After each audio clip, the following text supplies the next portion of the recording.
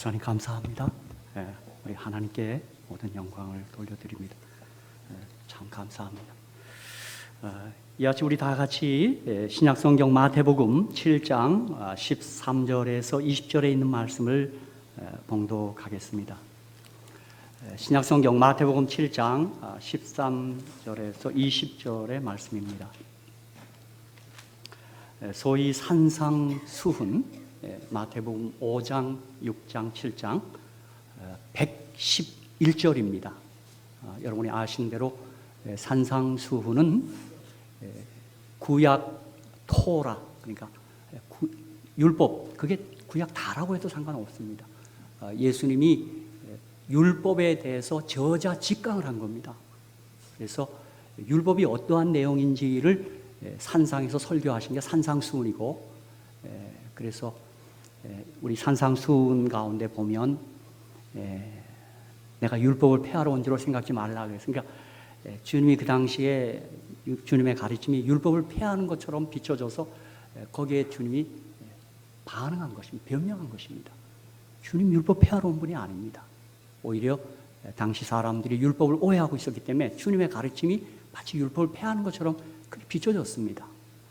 그래서 187개장 모세오경 토라와 산상수훈 3개장 아주 중요한 부분입니다. 율법을 바르게 풀어준 부분입니다. 그 가운데 마태복음 7장 13절로 20절을 봉독하겠습니다. 111절을 다 한번 읽으면 좋겠는데 우리 대표적인 부분을 제가 읽도록 하겠습니다. 좁은 문으로 들어가라. 멸망으로 인도하는 문은 크고 그 길이 넓어 그리로 들어가는 자가 많고, 생명으로 인도하는 문은 좁고 길이 협착하여 찾는 이가 적음이니라. 거짓 선자들을 삼가라. 양의 옷을 입고 너희에게 나오나 속에는 노략질하는 일이라. 그의 열매로 그들을 알지니 가시나무에서 포도를 또는 엉겅퀴에서 무화과를 따겠느냐. 이와 같이 좋은 나무마다 아름다운 열매를 맺고 못된 나무가 나쁜 열매를 맺나니 좋은 나무가 나쁜 열매를 맺을 수 없고 못된 나무가 아름다운 열매를 맺을 수 없느니라. 아름다운 열매를 맺지 아니하는 나무마다 찍혀 불에 던지우느니라. 이러므로 그의 열매로 그들을 알리라. 저는 오늘 이 본문의 말씀을 가지고 천하보다 귀한 생명, 이런 제목을 붙였습니다. 그냥 생명으로 붙일까 하다가 천하보다 귀한 생명, 그렇게 제목을 붙여봤습니다. 인류의 기준 첫 성경 토라, 모세오경, 율법이 그렇게 오해를 한 것처럼 정말 유대인들이 율법을 오해했습니다. 그래서 예수님이 율법에 무엇이라 기록되었으면 내가 어떻게 읽느냐, 그렇게까지 한번 말씀한 적이 있습니다. 똑같이 산상수훈처럼 그렇게 오해를 받고 있는 책이 없습니다. 산상수훈이야말로 많은 사람들로부터 오해를 받고 있습니다. 가령 인도의 마하트마 간디는 산상수훈은 모든 종교의 알맹이요 천국의 헌법에 해당한다, 그렇게 얘기하면서 그리스도인들이 산상수훈대로 산다면 힌두교인이나 불교인들이 모두 기독교로 개정할 수 있었을 것이라 말씀했습니다. 간디는 오해했습니다. 산상수훈. 간디는 산상수훈을 삶의 원리를 가르치기 위한 도덕책으로 본 것입니다. 지금도 많은 사람들이 산상수훈처럼 살아야지 도덕책으로 생각하는 사람이 많아요. 여러분 혹시 좀 그렇게 생각하지 않았어요? 또 산상수훈처럼 살아보겠다고, 제가 알고 있는 한 장로님은 뭐 예쁜 여인을 보고 음욕을 품으면 두 눈을 빼라 그랬다고, 뭐 이발하러 갔다가 그 면도하는 아가씨가 뭐 예뻐서 그런지 그걸 쳐다보고 너무 괴로워서 눈을 뽑았다 그러더라고요.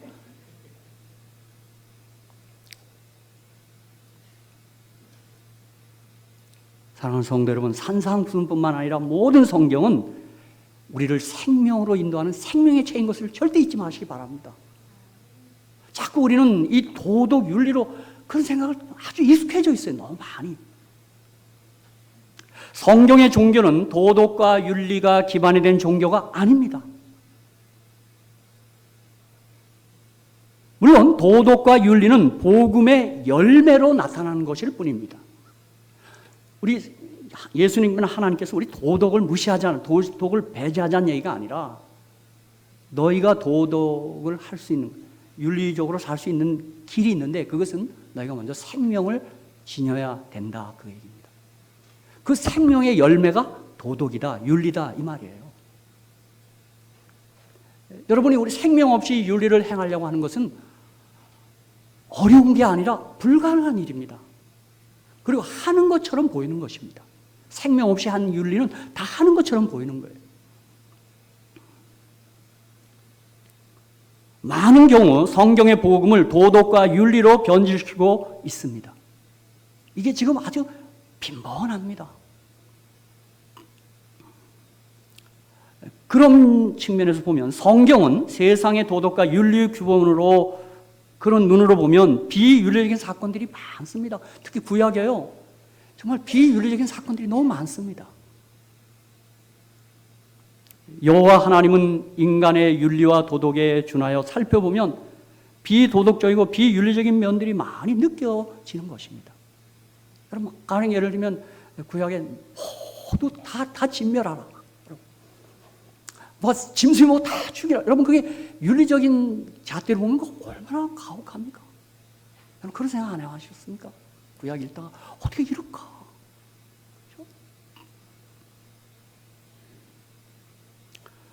그래서 초기 교회 마르시온이라는 신학자는 바로 이런 기준으로 여호와 하나님을 그렇게 보고는 구약의 여호와는 악신이라고 말했습니다.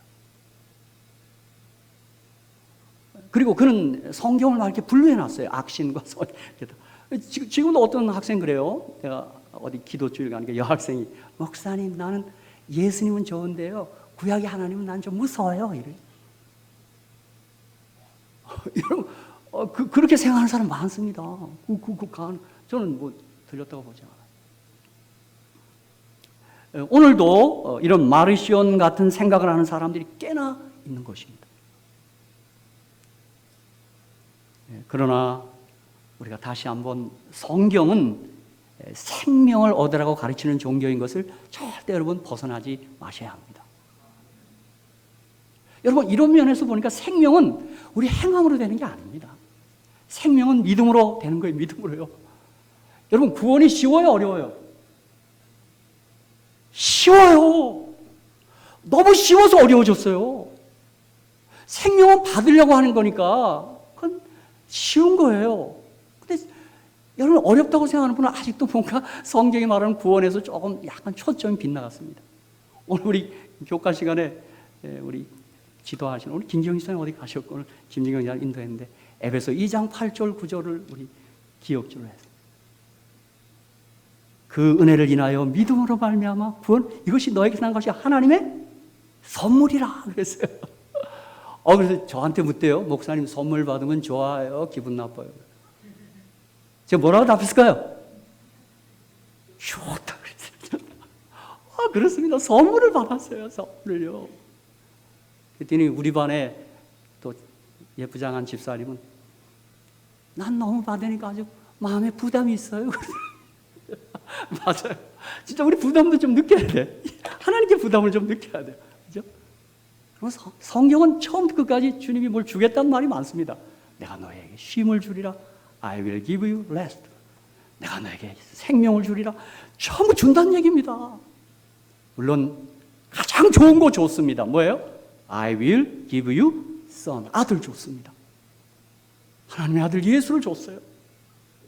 바울은 너무 벅차서 아들을 아끼지 않고 우리에게 내어주시니까 그 모든 걸 어찌 은사로 주지 않겠냐, 그렇게 고백했어요. 아멘? 그럼 아들을 받으면 다 받은 거예요, 사실은요. 뭐 이렇게 달랄 거 뭐 없어요. 주님이 다 알아서 다 줘요. 아들을 주세요, 아들을요.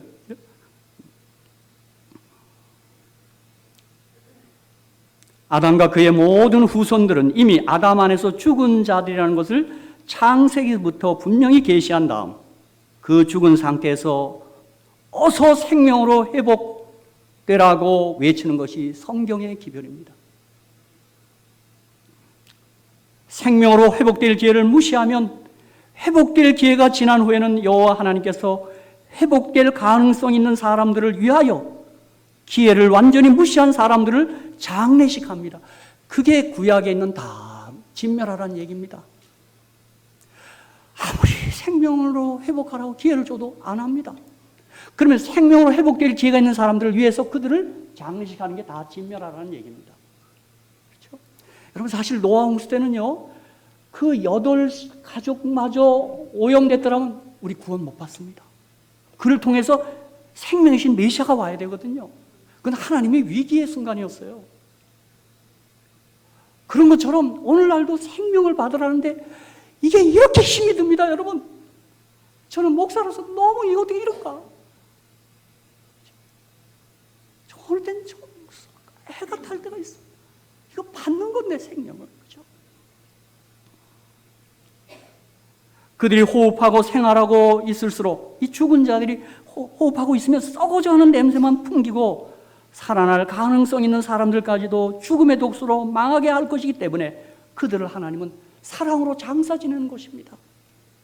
그래서 누구에게나 회개할 기회를 주십니다. 은혜 기회를 줘요. 그런데 돌이키지 않으면 계속 죽은 상태로 있으면 그 독소 때문에 가능성 있는 사람들 위해서 그를 제거하는 것입니다. 그게 저주고 그게 죽임을 선언하는 것입니다. 이것은 우리에게 생명 주시기를 간절히 바라시는 생명의 하나님의 사랑의 한 국면입니다. 구약에서 그렇게 막 진멸하라는 게 다 사랑의 이야기들입니다.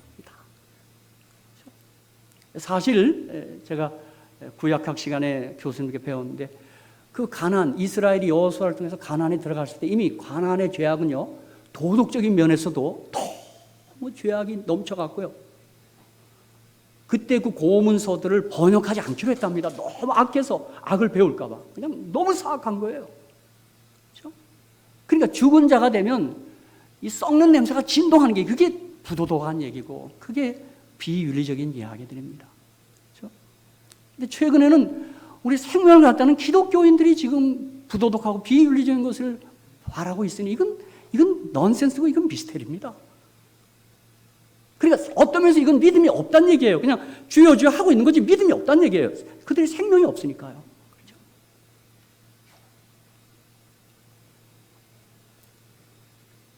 선지자들이, 구약의 선지자들이 그토록 외친 호소는 아직도 생명을 얻을 기회가 있다는 것을 보여주는 하나님의 자비의 호소입니다.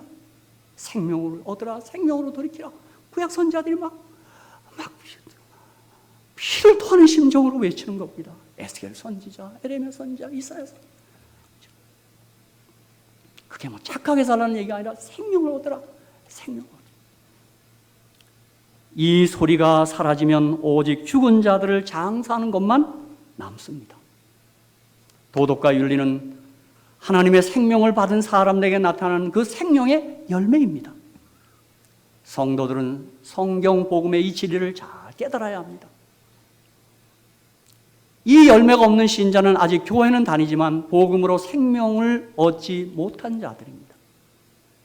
그러므로 저와 여러분이 날마다 나는 예수 생명이 내 속에 과연 있는가 이것을 점검하며 사셔야 합니다. 그럼 우리가 생명을 지녔다면 생명은 반드시 열매를 맺히게 되어 있습니다. 다시 말씀드립니다. 기독교는 종교가 아니고 생명입니다. 그래서 복음은 하라가 아니고 되라입니다. 되라. 하라가 아니에요. 되라, 되라. 생명을 받으라.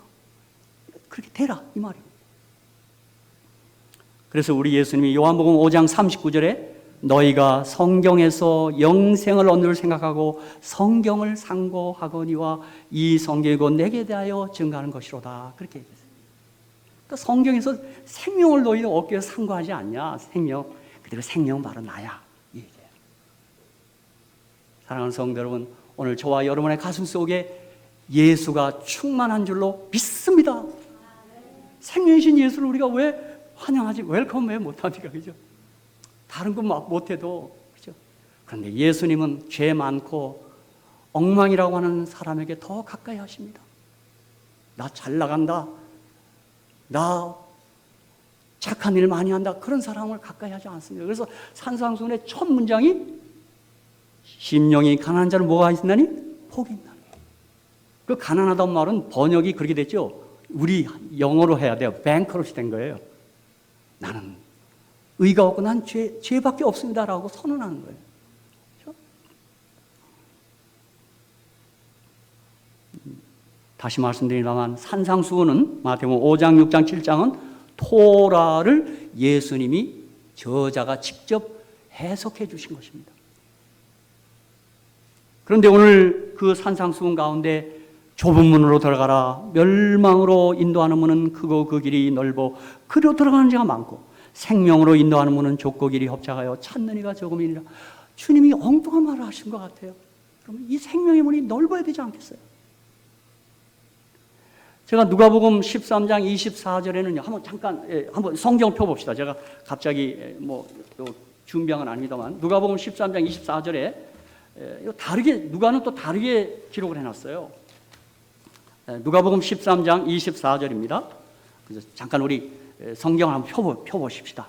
네? 여기 화면에 못 들 겁니다. 제가 준비된 말이 아니고. 자, 이게 뭐라 그랬어요? 좁은 문으로 들어가기를 뭐하라? 힘쓰라. 내가 너에게 이르노니 들어가기를 구하여도 못하는 자가 많으리라. 우리 주님 막 두려운 말씀이었어요. Make every effort. 힘쓰라 그랬어요. 여러분 그럼 구원은 그러면 이거 행함으로 하는 거 아니에요?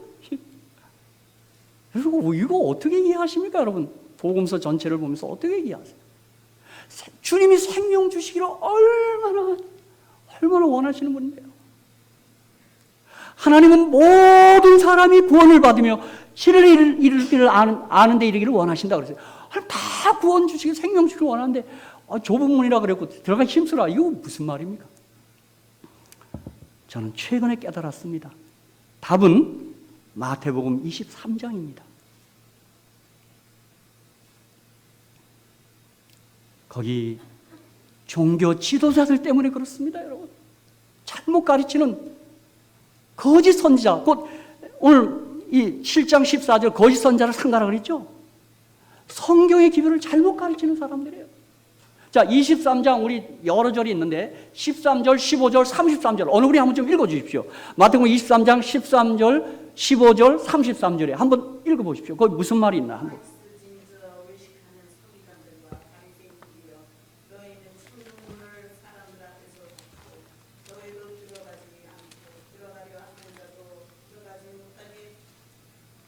예, 그 생명의 문이 그래서 들어가기 어렵게 됐어요. 막고 있어요. 여러분, 그리고 지금 주님 시대나 지금 우리 시대와 달리 그 시대는 백성들이 성경이 없었어요. 지도자들이 가르친 거 그냥 그대로 받았습니다. 지금 우리 시대는 정말 좋은 시대예요. 왜요? 여러분 성경 갖고 있어요, 다. 교사가 꼭 굳이 필요 없어도 될 시대가 지금 된 거예요. 자, 15절입니다. 또 15절이에요. 23장 15절이요.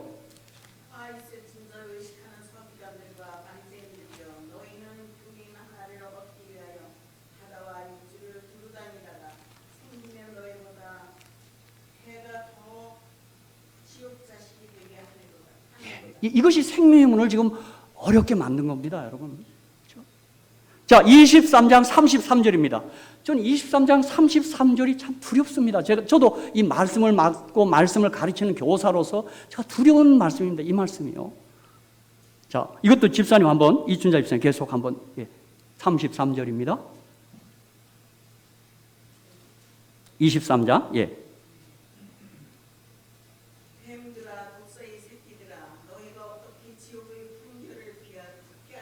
예, 이거 잘못 가르치는 선자들이요. 여러분 두려운 말씀, 지옥의 판결을 너희가 어떻게 피하겠느냐 그랬어요. 저는 어느 때 이 말씀을 읽으면서 제가 두려울 때가 있습니다. 제가 고요한 시간에요. 혹시나 내가 영혼들을 실족해 하지 않아. 참 이게 목사들의 아픔입니다. 여러분 이거 그렇죠. 그러나 여러분 기억할 것은 여러분이 어떤 교사에 의지하는 것 중요하지만 여러분이 말씀으로 직접 가시기 바랍니다. 그리고 저 교사가 잘못 가르치면 여러분 제지해야 합니다. 지금 주님이 이 생명을 인도하는 좁아진 이유는 주님은 그렇게 하지 않아요. 당시 바리새인성의 종교 지도자들이 그 문을 막아놓고 있는 것입니다. 그래서 내가 힘써서 거기 들어가야 돼요. 그런 시간이. 오늘날도 마찬가지예요. 여러분, 많은 기독교인들이 하나님의 이 원래 성경으로 가기보다 자꾸 이 말씀을 전하는 그 입들에 의존할 때가 너무 많아요. 제가 보니까요. 어느 목사 막 이러고, 여러분 그러시면 안 돼요, 여러분. 그렇죠? 그가 만일 잘못 가르치면 큰일 납니다. 큰일 나. 생명문을 놓쳐요. 그렇죠? 우리 교사로 봉사하는도 마찬가지예요. 여러분, 교사는 정말 잘 가르쳐야 돼요. 그 시간에 여러분 잘 준비해서 잘 가르쳐야 돼요.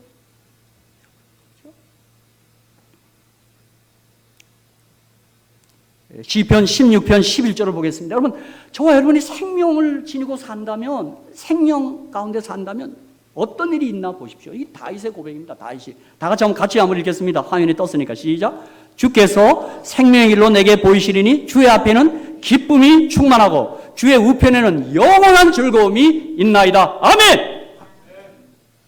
여러분, 우리가 생명을 모시고 살면, 생명 가운데 있으면, 산자가 되면 기쁨이 충만하고 영원한 즐거움이 있습니다. 이것은 다윗의 고백이고 우리의 고백이어야 될 것입니다. 사랑하는 성도 여러분, 기쁘시죠? 막 강요하나 제가 지금? 내 안에 예수 생명이 있으면 형언할 수 없는 기쁨이 있어요. 오늘 우리 경배 찬양 시간에 나오대요, 그죠? 주 안에 있는 기쁨은 헤아릴 수 없도다. 저는 아멘 했습니다. 아멘, 아멘. 이 찬미가 작사자들이 그냥 한 게 아닙니다. 저거 다 경험입니다, 경험. 그렇죠? 근데 어떤 거는 기쁨도 없는데 그걸 따라 부르니까 아주 좋겠어, 그죠? 헤아릴 수 없도다.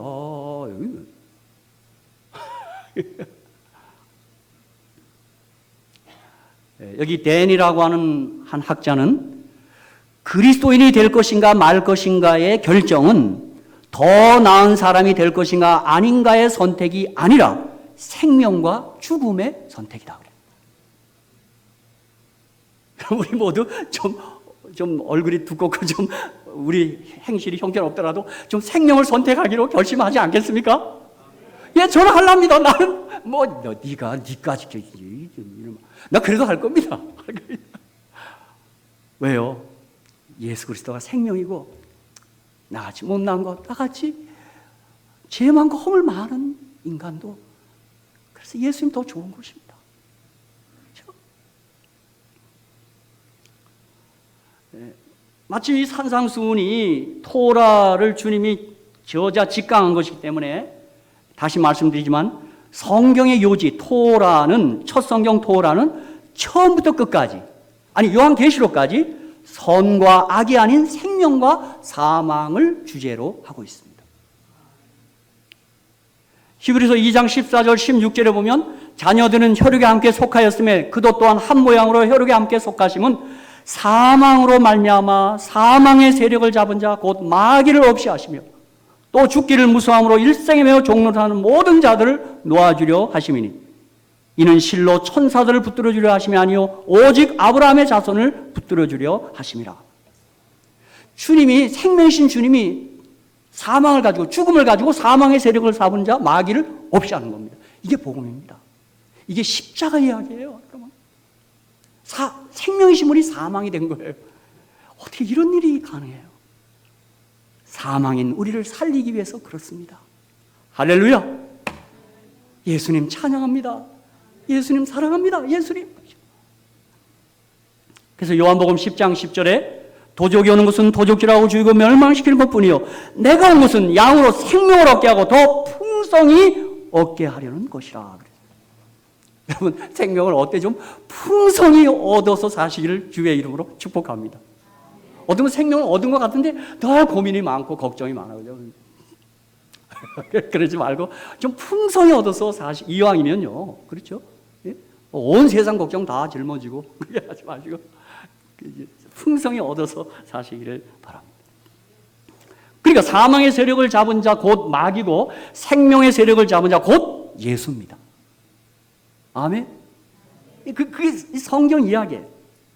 그래서 창세기 2장에 보면 8절, 9절, 15절, 17절에 보면 여호와 하나님이 동방의 에덴의 동산을 창설하시고 그 지으신 사람을 거기 두시고 여호와 하나님이 그 땅에서 보기에 아름답고 먹기에 좋은 나무가 나게 하시니 동산 가운데는 생명나무와 선악을 알게 하는 나무도 있더라고 했어요.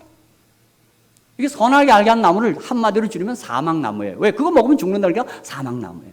그러니까 생명 사망 얘기하는 거예요. 토라가 전부 다. 그렇죠? 그러면서 15절에 여호와 하나님이 그 사람을 이끌어 에덴 동산에 두사 그것을 다스리며 지키게 하시고 여호와 하나님이 그 사람에게 명하여 가라사대 동산 각종 나무의 시간 내가 임의로 먹되 선악을 알게 하는 나무 사망나무의 시간은 먹지 말라. 내가 먹는 날에는 정령 죽으리라. 그러니까 생명과 사망 이야기입니다. 이게. 그러니까 사실 이 선악과를 두신 이유는 저것 같아요. 내가 창조주 하나님이야. 아담이 그걸 보면서 너는 창조주 하나님이 아니지. 그거 자꾸 인식시킨 거예요. 선악과 일부러 둔 게 아니에요. 그거 각인시키는 거예요. 창조주 하나님이 내가 생명의 주인이고 너는 피조물이잖아. 그거 그런데 뱀에 속아서 내가 하나님과 같이 되어 이게 죄예요. 그렇죠? 창세기 3장 6절 여자가 그 나무를 본즉 먹음직도 하고 보암직도 하고 지혜롭게 할 만큼 탐스럽게 나무인지라 여자가 그 실과를 따먹고 자기와 함께한 남편의 집에 그도 먹은지라. 제가 제일 속상한 성경절입니다. 먹었어. 여러분 아무리 우리 요즘 남자들이 참 요즘 밸류가 많이 떨어졌지만 참 좋은 사람들입니다. 여자가 먹고 남자도 먹었어요. 여러분 동반 자살한 거예요. 그때 안 먹었으면 하나님께서 갈비 하나 빼서 또 여자 만들 수 있었어요. 남자들 좋은 사람입니다. 김정희 씨는 또 아멘도 안 하네요. 같이 죽었어요. 그러니까 진짜 사랑한 겁니다. 어떻게 보면요. 그죠? 사랑하는 성도 여러분, 아담은 죽었습니다. 아담과 그의 모든 후손들은 허리에 있기 때문에 아담과 함께 다 죽었습니다. 사실 하나님 보시기에 이 땅의 사람들은 다 죽은 사람들입니다. 다 하나님의 생명을 떠난 사람들입니다. 다 죄인입니다. 죄인, 생명을 떠났다, 죽은 자다. 이게 다 같은 동의어들입니다. 다. 그죠? 근데 우리는 죄인 하면, 그 못된 짓 하는 놈. 아주 사기 잘 치는 놈. 자꾸 이런 생각을 해. 그거 아니에요. 성경에 말하는 죄인은 생명을 떠난 거예요. 죽은 자가 된 거예요. 죽은 자. 그죠? 그러니까 그 사람이 못된 짓 한다. 그건 죽은 자의 열매예요. 사망의 열매예요. 사망의 향기라고요. 그죠? 썩은 그 행실이에요. 그래서 고린도전서 15장 22절 23절에 아담 안에서 모든 사람이 죽은 것 같이 그리스도 안에서 모든 사람이 삶을 얻으리라. 그러나 각각 자기 차례대로 되리니 먼저는 첫 열매인 그리스도요, 다음에는 그리스도 강림할 때 그에게 붙은 자요. 아담에서 다 죽었어요. 그리고 억울하다 그랬더니 주님이 가만히 있어. 그리스도 안에서 다 산다니까. 할렐루야. 그거 공평한 거 아니에요. 그죠? 그러니까 우리가 생명 쪽에 붙어 있으면 돼요. 그러니까 주님께 붙어 있는 자가 살아나요. 그죠? 다시 얘기합니다. 뛰는 놈 위에 뭐가 있다고요? 나는 놈 위에? 예, 붙어가는 놈 위에. 주님께 붙어야 돼요. 무슨 일에서 붙어야 돼요? 붙어야 돼요. 그래서 에베소 4장 18절에도 저희 총명이 어두워지고 저희 가운데 있는 무지함과 저희 마음이 굳어짐으로 말미암아 하나님의 생명에서 떠나 있도다 그랬어요. 이게 죄예요. 생명에서 떠난 거예요. 하나님을 떠나는 순간 생명에서 떠나니까. 그렇죠? 하나님께서 아담 하와가 내가 하나님일 땐 당신 필요 없어. 그러니까 하나님 철수합니다. 그러니까 그들에게 생명을 거둡니다. 그러니까 그들이 창조의 원죄는 흙으로 돌아가는 겁니다. 여러분 우리가 하나님이 될 수 있으려면 되세요. 전지전능하세요. 그 대신. 전지전능하시다면 하나님 되시란 말이에요. 우리가 전지전능하지 않아요. 어떤 분이 아주 예화를 잘 들었습니다. 이 땅에서 아주 운전을 무사고 운행을 40년 했어요. 근데 그가 비행기를 탔어요. 근데 조정실을 잠깐 나 좀 봅시다. 왜요?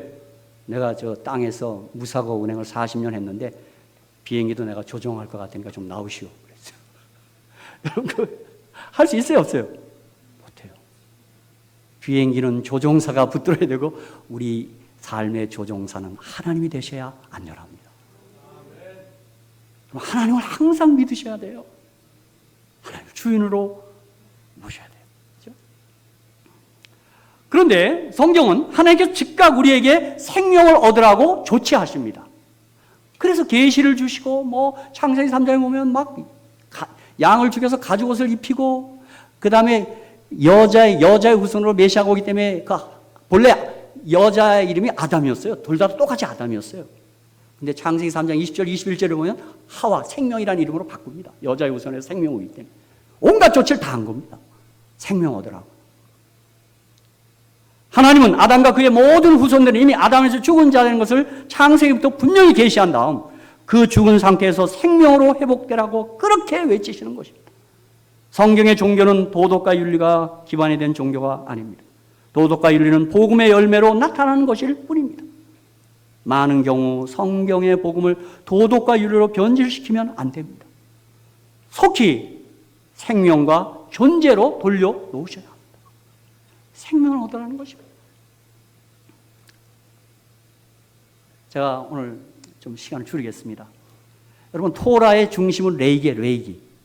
그리고 토라의 종합과 결론은 신명기예요. 여러분, 제가 레이기와 신명기의 중요한 성경절 하나만 좀 되겠습니다. 자, 말라기 2장 5절입니다. 5절. 자, 레이기가 자꾸 여러분 거기 막 제사제도 많은데 말라기 2장 5절. 말라기 선자가 뭐라고 했나 보세요. 말라기 2장 5절. 제가 읽겠습니다. 레이와 세운 나의 언약은 생명과 평강의 언약이라 그랬어요. 윤리 언약이 아니라 생명의 언약이에요, 생명이. 자, 신명기는, 자, 여러분이 토라가 너무 많아요. 180장이 너무 분량이 많아. 그럼 신명기만 읽으면 돼요. 왜냐하면 40년 동안 1세대가 다 죽고 2세대가 있을 때 모세가 그 요단강 건너기 전에 거기서 행한 3번의 설교가 신명기입니다. 그러니까 모세 오경을 다 종합한 거예요. 근데 그 신명기도 34장이 너무 많아, 어떤 사람은. 그럼 30장만 읽으면 돼요. 3장도 많아. 3장 19절만 읽으면 돼요. 한번 보겠습니다. 3장 19절은 뭐라고 합니까? 이것만 읽으면 토라 다 읽은 거예요, 사실은요. 신명기 3장 19절 한번 같이 읽겠습니다. 여기 떴네요. 시작. 내가 오늘날 천지를 불러서 너에게 증거를 삼노라. 내가 생명과 사망과 복과 저주를 내 앞에 두었은즉 너와 내 자손을 살기 위해 생명을 택하고. 하나님은 생명과 사망이라고만 해도 되는데 알기 쉽게 하려고 복과 저주로 이렇게 문장을 또 단어를 바꾸는 거예요. 여러분, 복 받기를 원하세요? 저주 받기를 원하세요? 복이거든요. 그래서 주님은 생명이라고 한 거예요. 이 엘리야 기별도 말라기 4장 4절로 6절에 보면 너희는 내가 호렙에서 온 이스라엘 위하여 내 종 모세에게 명한 법 곧 율례와 법도를 기억하라. 여러분, 엘리야 기별도 토라로 돌아가는 거예요. 그래서 생명으로 돌아가라 이 말. 세천사 기별 요한계시록 14장 6절 7절도 하늘과 땅과 바다와 물들의 그늘을 만드시는 경배하라. 창조주 생명주를 경배하라, 그 뜻입니다, 여러분. 그러니까 모든 기독교를 윤리적 차원에서 생명적 차원으로 올리라 이 말입니다. 욥기도 마찬가지입니다. 여러분, 욥이 도덕적인 사람이었어요. 욥기 읽어보면요, 욥 철저하게 도덕적인 사람이었어요. 그런데 그가 회개했다는 말이 욥기 42장에 있어요. 내가 이제까지 주를 듣기만 하다가 봤다. 그가 윤리적 차원에서 생명적 차원으로 올라가는 거예요. 업그레이드 된 거예요. 그렇죠? 이제 주님 하신 말씀, 생명은 생명의 열매가 반드시 열리게 되어 있습니다. 제가 마가복음 11장 12절 14절을 좀 얘기하고 싶어요. 그 무화과 얘기가 있어요. 제가 이번에 어느 곳에 방문했다가 무화과를 주시길래 무화과 맛있습니다. 제가 이 마가복음 11장이 생각이 나요. 거기 보면 마가복음 11장 12절 14절에 이튿날 저희가 베단에서 나왔을 때 예수께서 시장하신지라 멀리서 잎사귀는 한 무화과 나무를 보시고 그 나무에 무엇이 있을까요? 가셨더니 가서 보시니 잎사귀에 아무것도 없더라. 이는 무화과 때가 아닙니다. 14절 예수께서 나무에게 일러 가라사대 때 이제부터 영원토록 사람이 내게서 열매를 따먹지 못하리라 하시니 제자들이 이를 듣더라. 정말 20절 21절 저희가 아침에 나갈 때 무화과 나무가 뿌리로부터 마른 것을 보고 베드로가 생각이 나서 여짜오되 라비여 보소서 저주하신 무화과 나무가 말랐나이다. 여러분 이 성경절 이건 도저히 이해가 안 갑니다. 이거 주님이 시장에서 뭐 가서 열매 없다고 그냥 저주해서 뿌리째 다 말라버리고 여러분 사실 이 말씀 때문에 철학자 버트란드 러셀은 기독교인이 안 된다고 했어요. 이것 때문에요. 이런 종교가 어디냐고. 여러분 이거 잘 헤아리셔야 합니다. 자꾸 우리는 열매만 지금 보는데 지금 문제는 뭐냐면 지금 잎사귀가 무성해요. 형식이 있어요. 형식이요. 나무가 잎사귀 무성해요. 가보니까 열매가 없어요. 여러분 이게 뭡니까? 그가 열매가 없다는 건 잎사귀는 무성해도 그 안에 생명이 없다는 얘기예요. 차라리 잎사귀가 없었더라면 주님 그 얘기예요. 이스라엘이 막 형식은 대단해. 막 성전이 그렇고 그죠?